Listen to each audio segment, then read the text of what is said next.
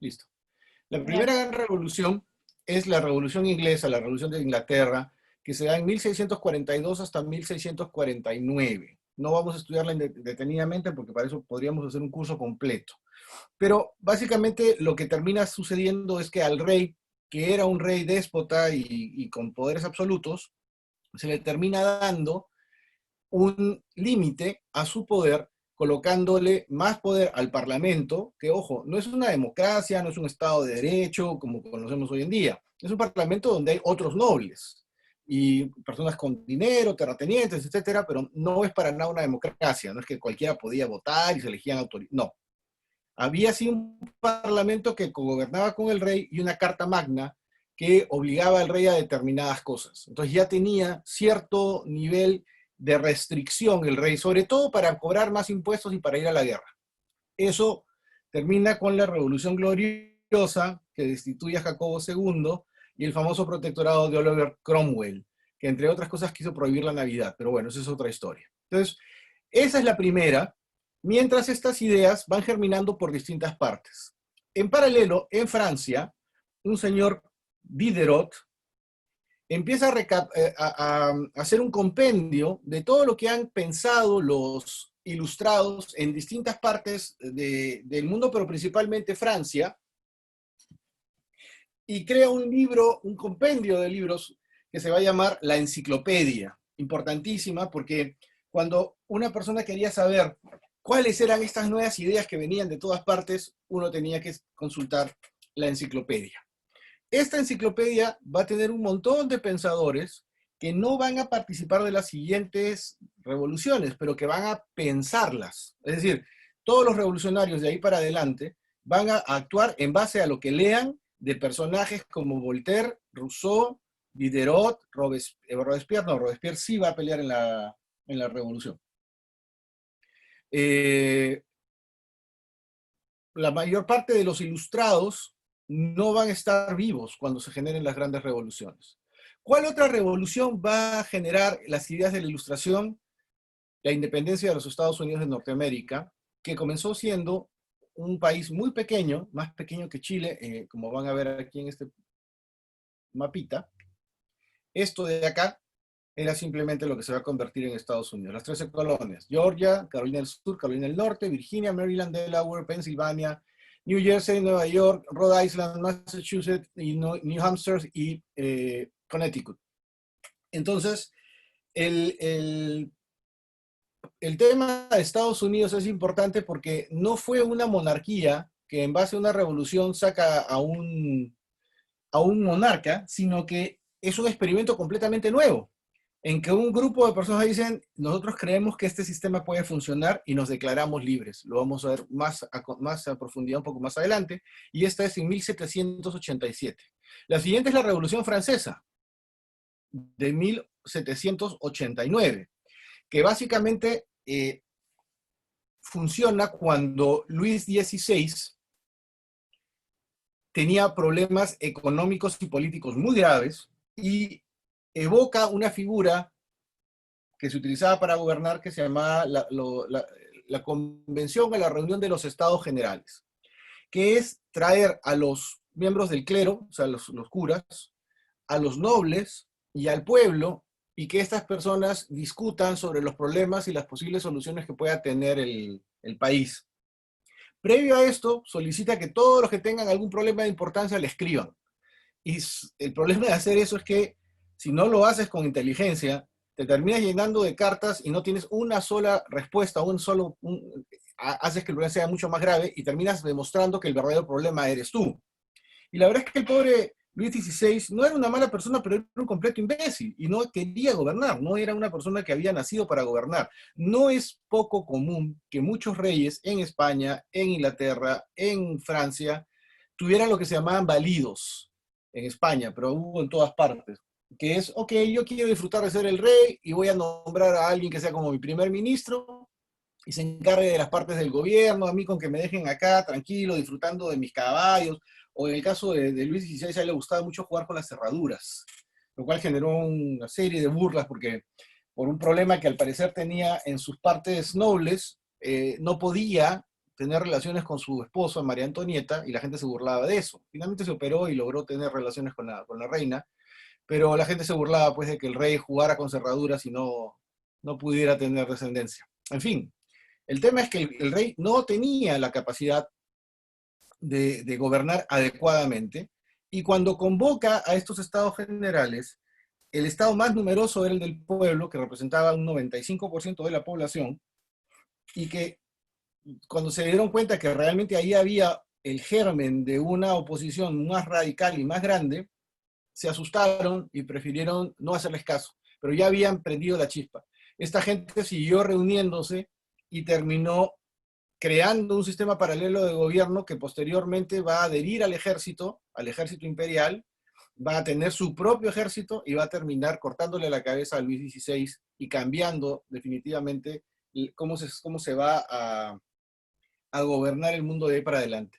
Esta revolución va a tener un hijo después del caos que va a generar dentro de la misma, que va a ser Napoleón Bonaparte. Napoleón Bonaparte va a ser, en buena cuenta, el principal responsable de que la cuarta gran revolución se lleve a cabo, que va a ser la independencia de las colonias de Hispanoamérica.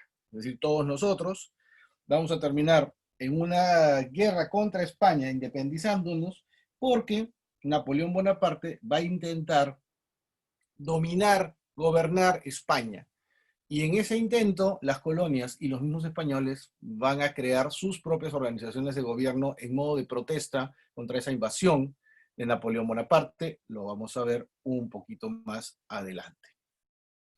Ahorita voy a mostrarles un video de unos nerds muy simpáticos, unos tipos que les decían los que atraían el bullying, los bully magnets, los mexicanos que han hecho un video. En un momento el video pierde, por unos segundos, unos 30 segundos pierde volumen, pero hace una explicación bien simpática, fácil de entender, de cómo fue la Revolución Rusa, la Revolución Francesa, perdón, y por qué es que se escuchaba tanto esto de que todo el mundo se cortaba la cabeza entre todos. Déjenme buscarlo un segundo y lo ponemos para ver.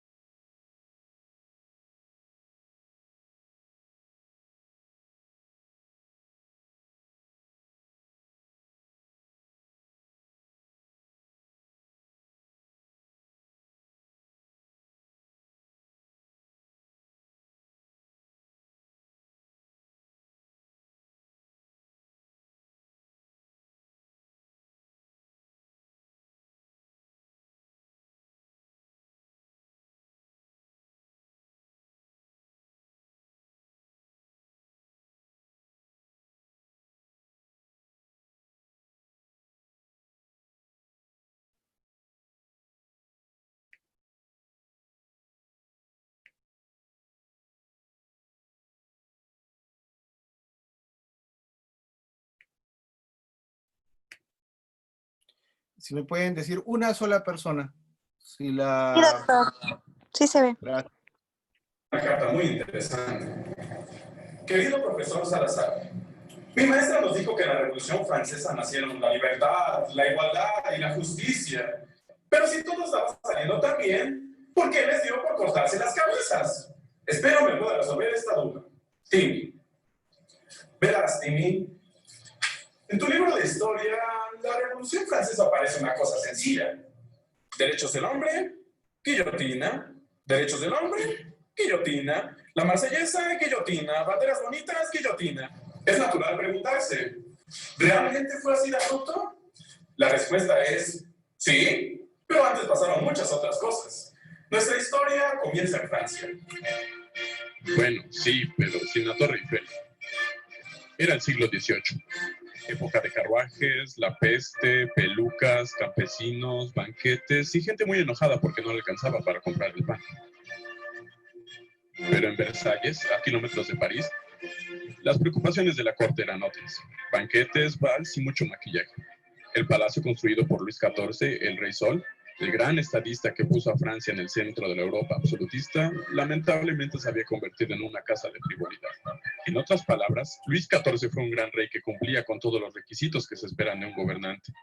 Desgraciadamente no se podía decir lo mismo de sus descendientes. Luis XV perdió la Guerra de los 7 Años y dejó a Francia en una situación inestable. Y Luis XVI, solo véanlo. Siendo sinceros, no fue una mala persona. Solo era un gordito al que le gustaba comer pasteles. No tenía mucho carisma y, de no ser por el cruel destino, hubiera sido una persona de esas que pasan inadvertidas. En 1774, Luis XVI ascendió al trono junto a su joven esposa María Antonieta, hija de la reina María Teresa de Austria.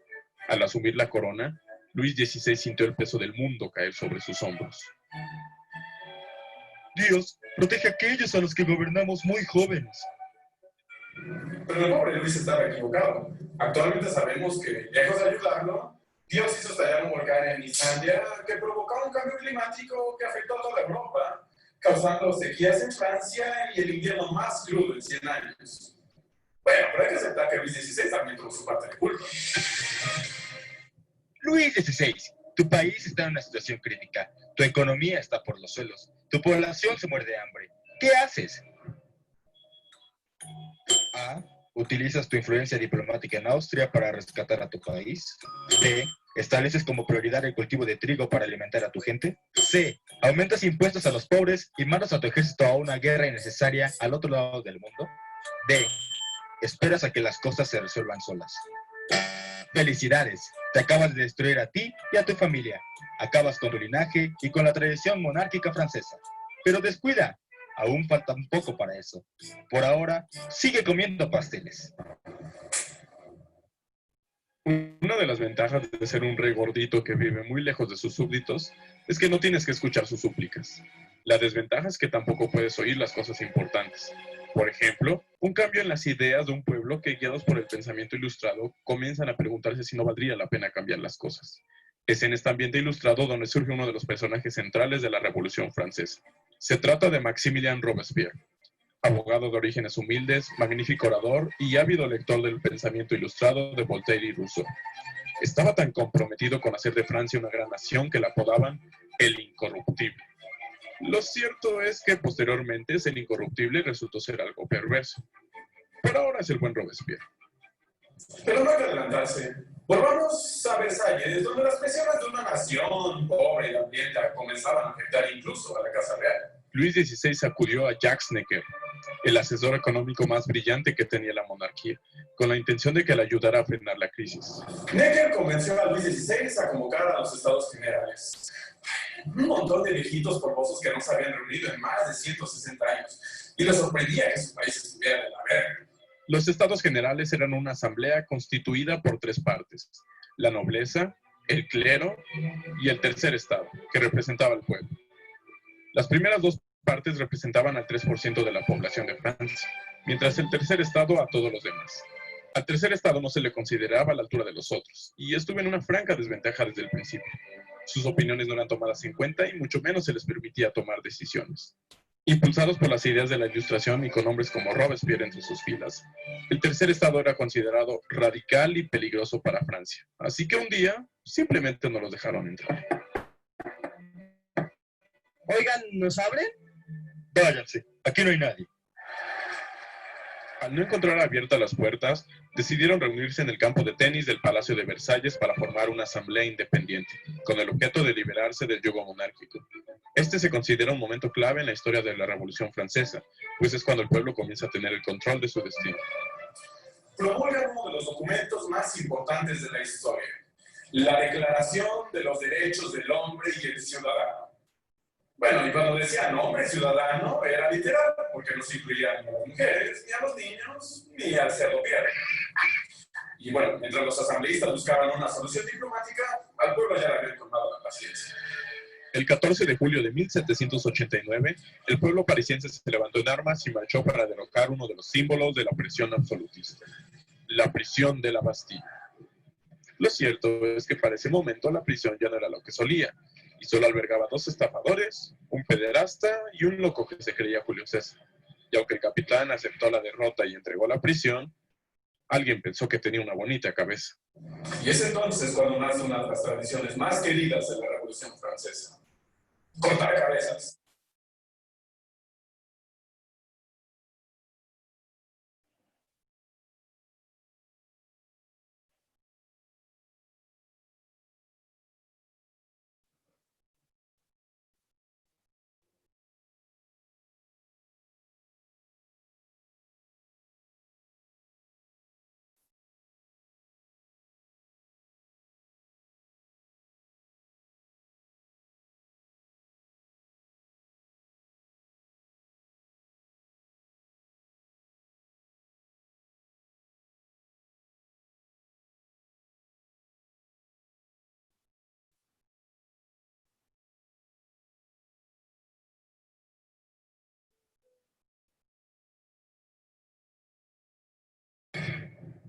¿Es como si era así?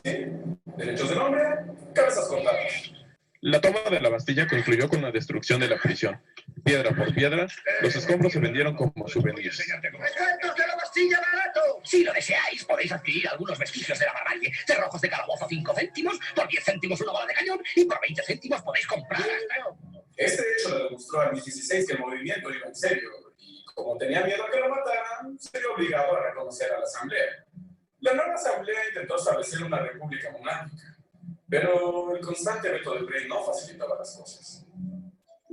Señor, ¿podríamos tratar el tema de la regulación de impuestos? No. Señor, ¿podríamos hablar del asunto del clero? No. Señor, ¿podemos usar pelucas faltas? No. Pero si su esposa las usa, es que solo la reina puede usar de esas. Señor, ¿puede ser el cerdo Pierre su asesor político? No. Con el país aún sumido en la miseria, no pasó mucho tiempo antes de que la tranquilidad de Versalles fuera perturbada. Primero, un grupo de pescadoras, cansadas por los altos precios del pan, decidió tomar cartas en el asunto. ¡No tenemos que comer! Esa María Antonieta tiene muchos pasteles en sus bodegas. ¡Vamos con ella!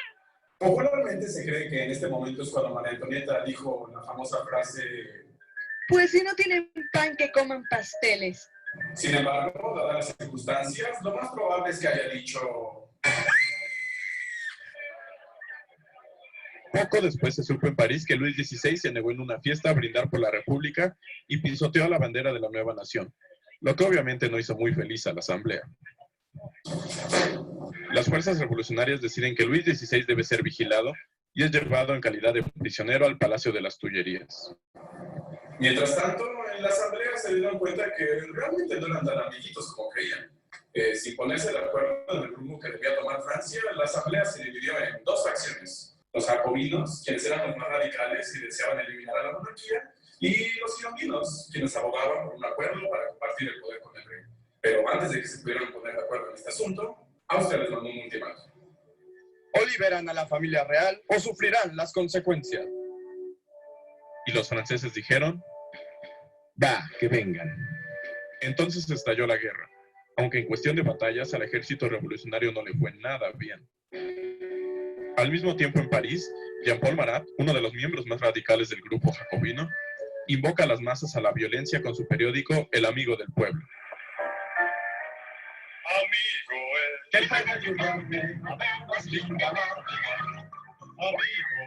Pero no era tan amigable.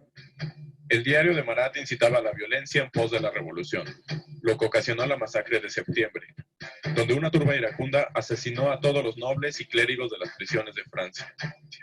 Aprovechando que todos estaban tan distraídos con la guerra y las presiones internas, el rey tuvo una brillante idea. Bueno, de hecho fue su esposa. Deberíamos escapar a Austria ahora que podemos. Para ser sinceros, el plan pudo haber funcionado, a no ser por un pequeño detalle. En vez de viajar con un bajo perfil, los reyes decidieron escapar en un carruaje de lujo tan grande que tenía espacio para la cama del rey y el guardarropa de María Antonieta, además de llevar escolta y 2 carros más con sus pertenencias. Es evidente que no sabían viajar ligero. No es de sorprenderse que con un carruaje de ese tamaño fueran detenidos en Varennes justo cuando estaban por cruzar la frontera con Austria. Señor, sus documentos. Claro, buen hombre.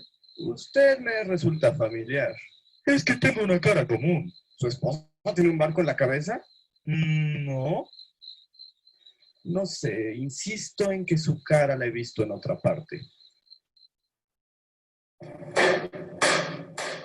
Cuando descubrieron que eran los reyes, los mandaron de regreso a París. El intento de escape de los reyes indignó a toda Francia y dio a Robespierre la excusa perfecta. ¿Qué? Tras una cerrada votación en la Asamblea, se firmó la sentencia de muerte de Luis XVI. El 21 de enero de 1793, Luis XVI, el último rey de Francia, fue llevado a la guillotina. Antes de cumplir su condena, el rey dio el mejor discurso de su vida. Pueblo de Francia, hoy yo represento... Oigan, ¿me pueden bajar un poco sus tambores? ¡Ay, al diablo! ¡Ya mátenme!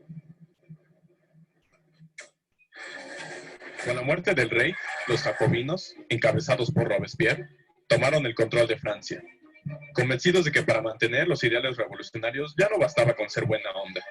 Para hacer de Francia la nación de la virtud, se necesitaban medidas drásticas, y así comienza el periodo más violento de la Revolución Francesa. El terror. Si se preguntan de qué trató la Edad del Terror, bien, es muy sencillo. ¿Enemigo de la revolución?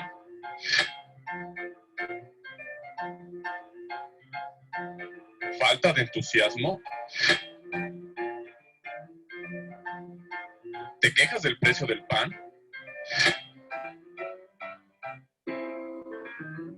¿Sufres porque hace mucho frío allá afuera? ¿Le dijo Madame a la ciudadana panadera? Para dirigir el nuevo orden, la Asamblea creó un comité de sanidad pública, dirigido por el mismo Robespierre y Georges Danton, encargado de la administración de la República y las purgas. Uno de los principales acusones de la era del terror, Jean-Paul Marat, se encargó de llevar a la guillotina a todos aquellos que atentaran contra la convención, le constara o no. Aquello le creó muchos seguidores, pero también muchos enemigos, como Charlotte Corday, una joven girondina que, harta de los abusos de Marat, decidió poner fin a los señalamientos. Una tarde, Charlotte fue a visitar a Marat con la excusa de darle nombres con los enemigos de la República. Pero en vez de eso, le enterró un cuchillo en el corazón. Inmediatamente, Charlotte fue detenida y enviada a la guillotina. Muero en paz. Tal vez haya cegado una vida, pero a cambio estoy segura de que he salvado a miles. Técnicamente eso no ocurrió. Marat fue transformado en un mártir de la revolución y sirvió de excusa para cortar más cabezas. Con el terror consolidado y la República en una tensa calma, Danton, que hasta entonces había sido aliado de Robespierre, sugirió a la Asamblea que el terror ya había cumplido su cometido y era tiempo de detenerlo. Sobra decir que fue mala idea. Sin Danton en su camino, Robespierre pudo llevar el terror al siguiente nivel. Y si ustedes creían que el terror era malo, esperen a... El gran terror.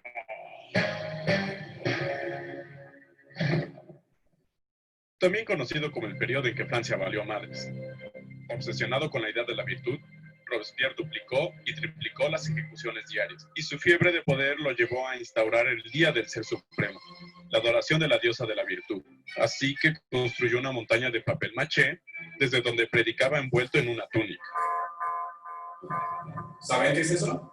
Es la alarma de alguien ha llegado demasiado lejos. Los excesos de Robespierre comenzaron a molestar a la Asamblea, especialmente cuando declaró tener una lista con los enemigos de la República, donde se incluían a muchos senadores. Cansados de la guillotina y muertos de miedo, un grupo de asambleístas, conducidos por Paul Barras, detuvieron a Robespierre durante uno de sus discursos. Robespierre fue hecho prisionero en la Asamblea y se preparaba el juicio en su contra. Pero cuando fueron por él, encontraron una escena un poco rara. Robespierre tenía un disparo en la mandíbula, uno de sus pajes tenía un tiro en la cabeza y el otro había saltado de la ventana. ¿Qué fue lo que ocurrió? ¿Lo traicionaron? ¿Fue un intento de suicidio? Reflexión. ¿Cómo sea tener nuestra reacción?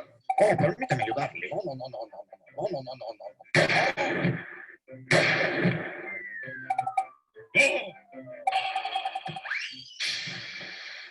Bueno, lo cierto es que nadie sabe. Sin poder defenderse, Robespierre fue ejecutado el 10 de Thermidor de 1794, equivalente al 28 de julio de nuestro calendario. You are Thermidor. Con la muerte de Robespierre llega a su fin la era del terror, y muchos consideran que la misma Revolución Francesa. Así que, como verás, Timmy, lo que te habían dicho en tus clases no estaba tan lejos de la realidad. Y recuerda, hasta la persona más incorruptible puede acabar enferma de poder arriba de una montaña de papel maché. Y ese puede ser tú.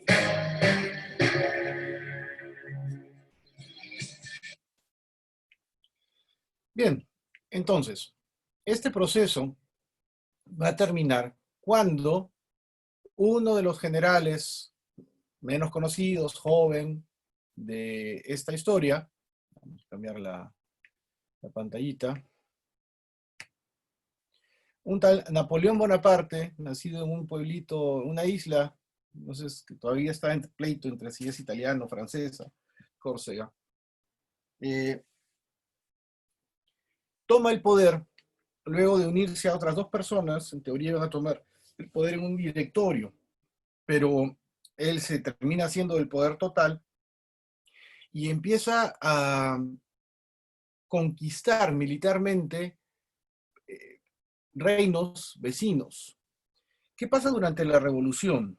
Los otros países, han escuchado en el video que dicen que son amenazados los revolucionarios por otros países. Los otros países tienen temor de que esas ideas de la revolución se terminen expandiendo y otras monarquías sean acechadas y otros reyes vayan a ser guillotinados. Entonces, se arma un ejército, principalmente por los prusianos, que vendría a ser lo que es hoy Alemania. En esa época todavía no existía Alemania como tal, porque además María Antonieta era una princesa prusiana, se había casado con Luis XVI por una alianza militar y política. Y los revolucionarios logran vencer a estos prusianos y la revolución se consolida. ¿Qué era lo que planteaba la revolución? Planteaba, entre otras cosas, un código civil donde no hubiese gente que tuviese privilegios frente a otras, como sí existía en los otros países. El rey no podía, de hecho hasta ahora hay países donde el rey, como en España, que es una monarquía constitucional, no puede ser juzgado como un común, o en Inglaterra, donde la reina no pagaba impuestos. El Código Civil hacía tabla rasa del ciudadano como ciudadano. Ese Código Civil, que se llama napoleónico, es la base aún hoy de nuestro Código Civil. Es un código que establece las relaciones contractuales entre pares. Eso era toda una cosa revolucionaria. En esa época también, si tú habías nacido hijo de un campesino, te ibas a morir hijo de un campesino porque era como Dios había estructurado la sociedad y era donde te tocaba estar. Al rey le tocaba estar ahí porque Dios lo había puesto, al campesino donde lo había puesto y al noble donde estaba. Y para poder ser un administrador público, es decir, tener un cargo como alcalde, algún tipo de funcionamiento o funcionario público, tenías que ser noble. Napoleón va a crear el liceo o la escuela de administradores públicos, donde cualquier persona podía aprender a leer, escribir y administrar, y de esa manera podía ser elegido o nombrado un administrador público. Esa escuela todavía funciona hoy. La idea de los colegios, para que todo el mundo tuviera primaria y secundaria, Napoleón. Todas esas ideas nacen de la revolución, son consolidadas por Napoleón. Y Napoleón las va a llevar a otras tierras que él va conquistando a lo largo de su intento de hacerse una especie de soberano de Europa. Si bien es cierto, él llevaba las ideas de la revolución, también es verdad que durante estos 10 años de una especie de anarquía alrededor de la Revolución Francesa, Francia se convierte en el faro, en el centro del fenómeno llamado Ilustración. Todo se discutía ahí. Y esas discusiones terminaban muchas veces en que le cortaran la cabeza a alguien. Pero las ideas, las impresiones, los libros, todo venía de Francia.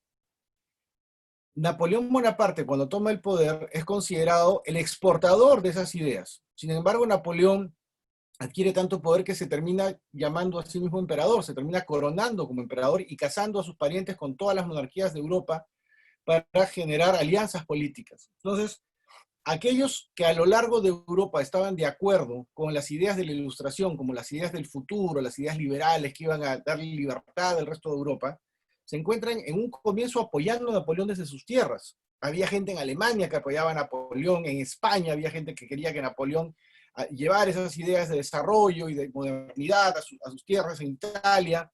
Pero cuando Napoleón se vuelve un rey déspota más, mucha gente le pierde esa admiración, entre ellos, por ejemplo, Beethoven, que le compone alguna sinfonía, y luego Goya también. Se da cuenta pues que este señor ha caído también dentro de las tentaciones que tiene el poder. Sin embargo, Napoleón va a tener un periodo largo de tiempo, varios años, en que va a ir consolidando triunfo tras triunfo, haciéndose de más territorio para tener influencia sobre distintos gobiernos europeos. Es esa influencia la que va a terminar siendo decisiva para nuestra independencia. ¿Por qué? El único país que se le planta al frente a Napoleón con cierta fortaleza es Inglaterra. Y el aliado continental de Inglaterra era Portugal. Saben que Inglaterra es una isla, Portugal era el único país en Europa que estaba a salvo de las garras de Napoleón.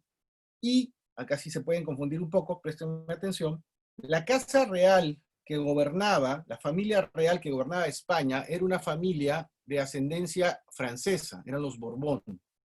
Los Borbón tenían un pacto con Francia como Estado, con el rey que habían asesinado, que también era Borbón, a Luis XVI. Pero como Estado, al margen del rey, España y Francia eran aliados. Entonces, Napoleón le pide al rey español, Carlos IV me parece, poder pasar sus ejércitos por España para poder llegar a Portugal y someter al emperador portugués, para que nunca llegue a atrapar, el emperador se va a Brasil. Pero en el proceso de pasar por España pasa algo particular, que le ha pasado a España varias veces. Los intelectuales españoles que estaban a favor de los grandes cambios de desarrollo, de modernidad que traía la Ilustración, en especial la francesa, y Napoleón Bonaparte con ellas, ven que el ejército francés que está en su país empieza a tomarse atribuciones que no les parecían muy simpáticas. Es decir, este ejército en el camino empieza a quedarse en zonas y administrar zonas de España, y viven de una forma que se llama vivir de la tierra. Es decir, el coronel o general encargado de ese grupo de soldados que pasan por tu pueblo decide que tantos soldados van a vivir en tu casa y los tienes que alimentar y se agarran los animales. Es decir, empiezan a vivir a la fuerza de los españoles. Entonces, al pueblo español no le hace gracia, pues, ¿cómo es esto que nuestros aliados nos están saqueando? En teoría, en camino para allá. Y crean la figura de una palabra que es de origen español, que se pronuncia igual en el idioma en que se pronuncia, así sea en inglés, que es guerrilla. Se van a hundir en pequeños batallones, en pequeños grupitos, para atacar de manera clandestina, de noche, en los caminos, en emboscadas, a los soldados franceses y matarlos. A eso se le va a llamar guerrilla. Y en inglés guerrilla se dice guerrilla. Y en francés también se dice guerrilla, porque es una invención española. Estas guerrillas van a hacerle pensar dos veces el tema de Napoleón, va a retirar del poder a Carlos IV, si la memoria no me falla, y decirle que abdique y que ponga en el trono a su hijo Fernando VII. Pero al final va a perderle fe a los dos monarcas españoles que eran unos buenos para nada, los va a llevar a una cárcel dorada, los va a sacar del poder y va a nombrar de rey a su hermano José Bonaparte, que la historia conoce como Pepe Botella. No porque fuera borracho, sino porque al señor se le ocurrió, de hecho era abstemio, no tuvo mejor idea que cuando tomó el poder, repartir parte de la cava que tenían los reyes entre sus tropas, y entonces la gente le puso el apodo de Pepe Botella.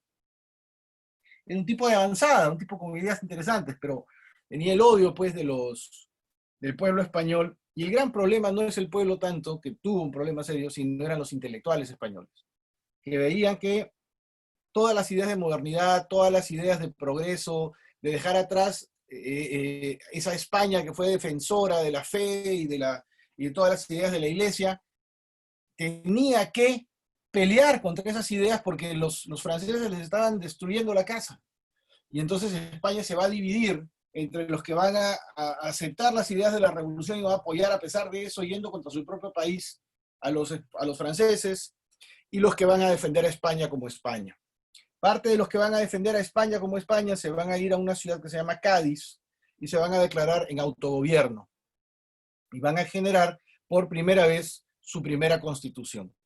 Esa constitución es muy famosa porque es la primera constitución hispanoamericana. Y uno de los principales colaboradores para esta constitución es un peruano. Perú no existía en esa época, pero un habitante de estas tierras, de estas zonas. Señor señor Morales Duárez. Cuando ustedes vayan a sacar su título y vayan al Colegio de Abogados de Lima, los va a recibir un cuadro gigante que hay ahí de Morales Duárez. Y a esta constitución fue conocida como la Pepa. ¿Por qué? Ustedes saben que José no fue padre de Jesús. El padre realmente de Jesús es Dios. Entonces, José simplemente fue el padre putativo. Y en la Biblia, para evitar escribir José padre putativo, se le pone una abreviación que dice Pepe, o sea, las dos P's de padre putativo. Desde entonces a todos los Josés les dicen Pepes. Y como esa constitución fue promulgada el día de San José, es conocida como la Pepa. Y la Pepa fue la base por la cual en las colonias de Hispanoamérica, en Argentina, en la Gran Colombia, etc., el Virreinato del Reino de la Plata, van a haber juntas también que dicen, bueno, el virrey gobierna en nombre del rey. Si no hay rey, ¿en nombre de quién gobierna este virrey? No creemos más en el virrey, nos autogobernamos. Y de esas juntas van a nacer posteriormente los brotes independentistas que van a dar con la independencia de las colonias latinoamericanas. Ojo, esos brotes se van a dar en los sitios más alejados de los puntos principales de poder español. ¿Cuáles son los puntos más importantes de poder español? En Sudamérica, Lima. Los peruanos, que todavía no lo eran, porque no existía el país como tal, no querían independizarse. La independencia del Perú la pelearon argentinos, chilenos e ingleses contra peruanos y españoles. Y por el otro lado, colombianos, ecuatorianos y venezolanos contra peruanos y españoles. Nosotros estábamos bien cómodos con los españoles acá, éramos el centro del poder y no queríamos independizarnos. Y como cualquier guerra y cualquier invasión, con esa invasión y con esa guerra hubo saqueos, violaciones, etcétera, etcétera, etcétera. De hecho, la idea de San Martín era crear una monarquía constitucional, es decir, que existiera un rey traído de alguna de las casas nobles de España, perdón, de Europa. En Europa hay muchas familias que son criadas para gobernar, es un tipo de educación distinta a la que recibe el común. Entonces San Martín tenía la idea de traer un rey y que este rey tuviera una monarquía constitucional, es decir, un rey con un parlamento y una constitución que limitara los poderes del rey, pero que de esa manera nos pudiéramos seguir gobernando bajo las mismas leyes que nos habían gobernado hasta ahora, pero con un rey de acá. Esas leyes eran las leyes de Castilla. San Martín era muy proclive al reino de Castilla. De hecho, él había peleado por Castilla en algún momento cuando perteneció al ejército español. Tan es así que la bandera que tenemos nosotros es la misma bandera de Castilla. No es esa tontera que San Martín se quedó dormido y alucinó que había unos flamingos, unas pariguanas, como se llaman estos animalitos que tienen blanco y rojo. No. Nuestra bandera tiene los colores de la bandera de Castilla, que es el reino más importante de España. Como ya les dije antes, es un reino tan importante que sometió a los otros reinos españoles y los obligó incluso a hablar el idioma de Castilla, que es el castellano, es el que nosotros hablamos.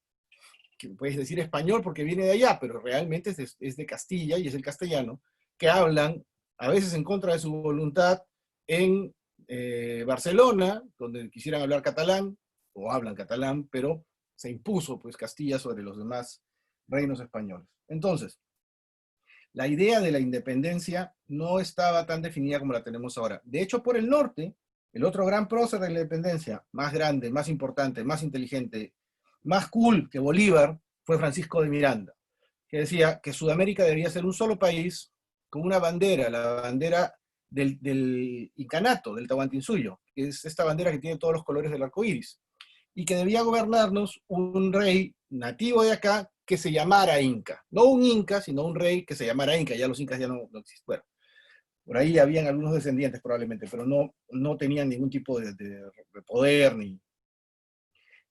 no especificaba bien cómo iba a ser esa elección, pero esa era la idea.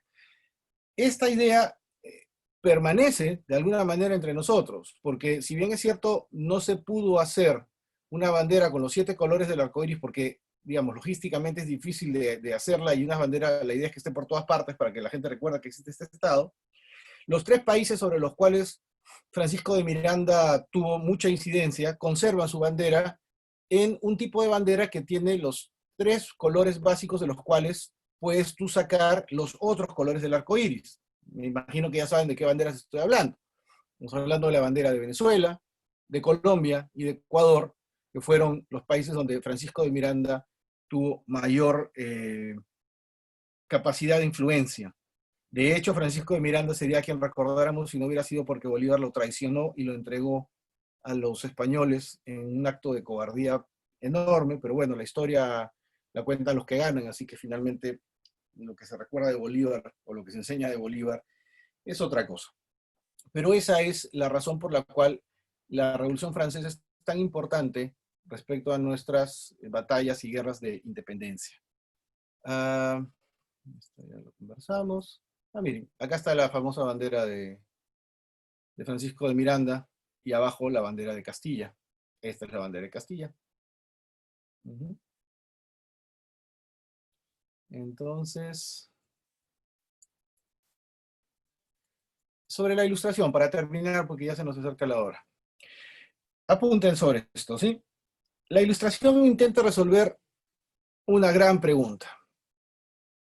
Esa pregunta es, oye, ¿tú sabes?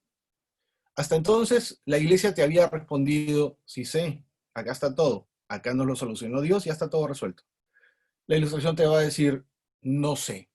¿Cuál es la gran pregunta de la ilustración? ¿Sabes? La respuesta, la gran respuesta es, no sé. Y como no sé, averiguas y empiezas a investigar, sin miedo, sin pensar, pero esto podría ir en contra de lo que dice la tradición o lo que dice la iglesia. Sin miedo, averigua, de manera honesta, de manera valiente. Averigua. Y eso va a generar una gran discusión de todos los nuevos paradigmas que se van a formar. Va a ser un cambio radical en cómo nos gobernamos y en cómo vemos el mundo. Los dejo, chicos, para que vean su partido. Espero que el próximo jueves nos podamos quedar de repente un poquito más. Y antes de terminar, sí, Rosemary, dime. Doctor, sobre la canción que nos pasó al inicio, ¿vamos a hacer como un pequeño trabajo o va a abrir un foro? No le Yo se los dejo en entiendo. sugerencia. O sea, ustedes tienen que presentarme entre 2 y 4 trabajos en 4 videos. Yo Doctor, les dejo esa por si acaso quieran usarla. Mariano, No, dime. ¿puede volver a repetir? Le escuché Sí, entrecortado, doctor. yo lo dejo como sugerencia. Ustedes tienen que presentar entre 2 y 4 videos. Esa es Ya. una de las canciones que pueden usar sobre ese tema. Alejandro, Ya. dime. Gracias. Ya bajaron la mano. Ok, les dejo otra canción antes de irme. Ya para terminar por ahora nomás con el tema de la religión. Espero que vean su partido contentos. Gracias, doctor. Todavía no terminamos, ¿ah? Escuchen la canción y de ahí ya nos vamos. Profe, a inicio, ¿qué estaba hablando, aparte del trabajo? No sé, esa pregunta es muy amplia. ¿Al inicio de qué? De la clase. O sea, hace una hora, no tengo idea de qué está hablando hace una hora. He hablado de un montón de temas. No, al principio, cuando usted ingresó, los compañeros mencionaron que a inicio usted dejó algo, o está No, hablando del trabajo de los 4 videos que hice. no he dejado nada. Yo puse una canción y les dije, si quieren, esta es una de las cosas que pueden utilizar para hacer su video más adelante. Ya. ¿Qué videos son, doctor? Diana, por favor, pregúntale a la delegada. Lo he dicho por lo menos 7 u 8 veces. Ya, ok.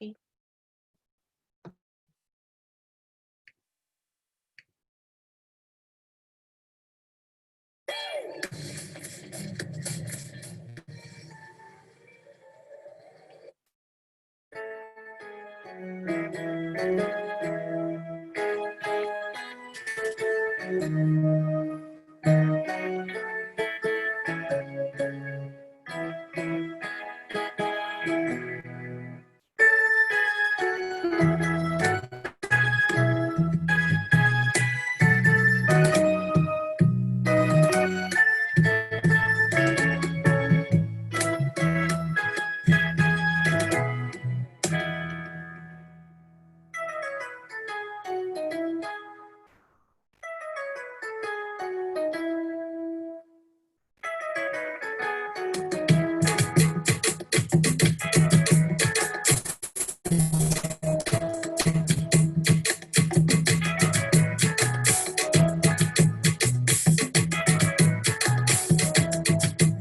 a rezar a los santos para que todo salga bien, que mi país se levante y los vecinos también. Voy a rezar a los santos para que todo salga bien, que mi país se levante y los vecinos también. Madre María del Carmen, Moreno Pachacamá, hermano Judas Tadeo y la Virgencita de Umay.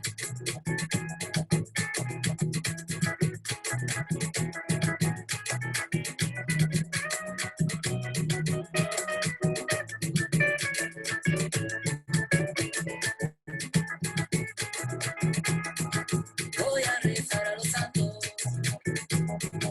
para que todo salga bien, que mi país se levante, el tercer mundo también. Voy a rezar a los santos para que todo salga bien, que mi país se levante y los vecinos también. Santa Sarita Colonia, Santa Rosa San Martín, la Virgencita de Chapí y Melchorita Miguel. No son ideas, ideas, ideas, ideas no más. No son ideas, ideas, ideas, ideas no más.